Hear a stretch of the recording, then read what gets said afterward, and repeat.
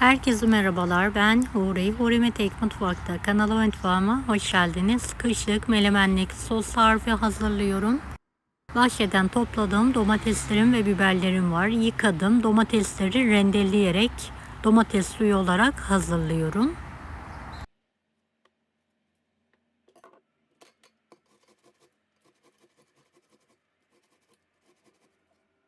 Tüm domatesleri rendeliyorum.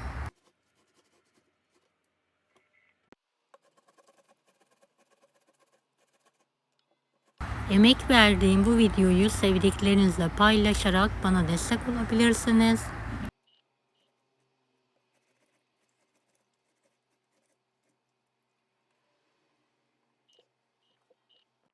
Evet, domateslerimin hepsini rendeledim. Şöyle geniş bir tencerenin içine alıyorum. Ocağın üzerine alarak kıvam alana kadar domates suyumu kaynatıyorum.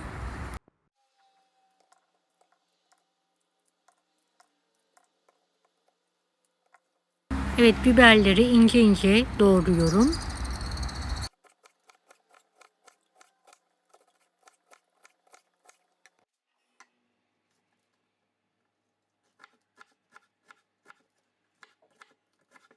Beni hangi ülkeden veya şehirden izliyorsunuz merak ediyorum. Yoruma yazarsanız sevinirim.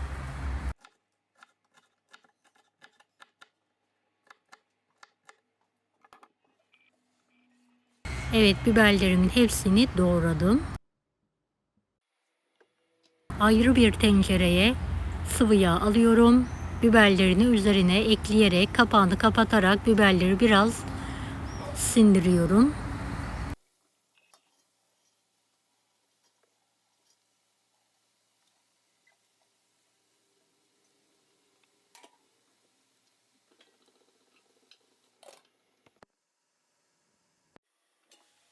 Ara sıra şöyle bir karıştıralım. Yüksek ateşte biberlerimizi öldürelim.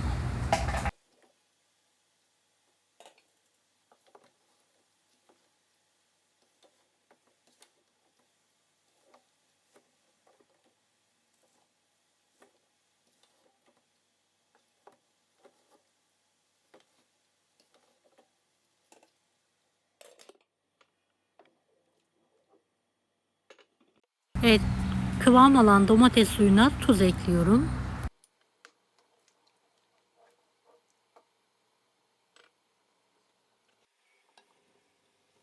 Evet, biberlerim de gördüğünüz gibi azaldı, sindi. Kıvam alan domates suyunun üzerine biberlerimi ekliyorum.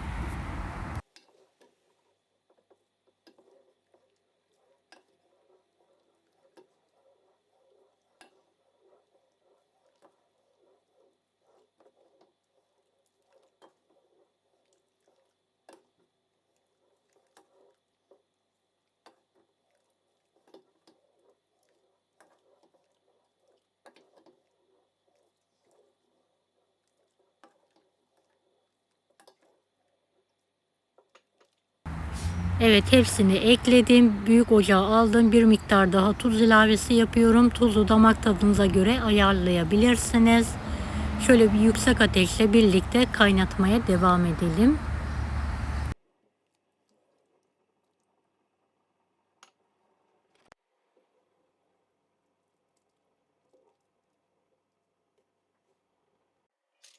Evet, kıvam aldı artık. Kavanozluyorum.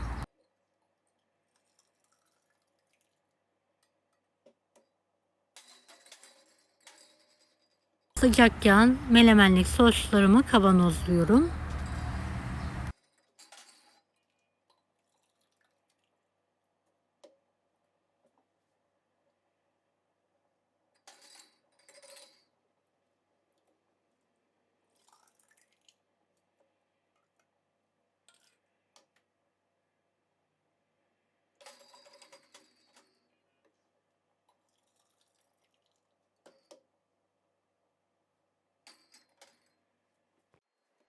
Kapaklarını iki geri bir ileri tekniğiyle sıkıca kapatarak ters çeviriyorum.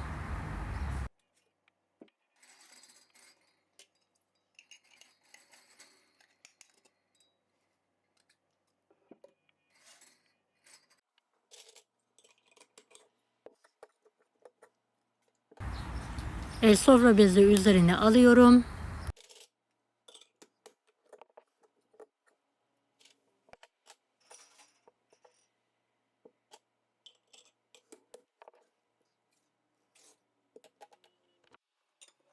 En son sıkıcı sofra beziyle kapatarak bir gün bu şekilde bekletiyorum.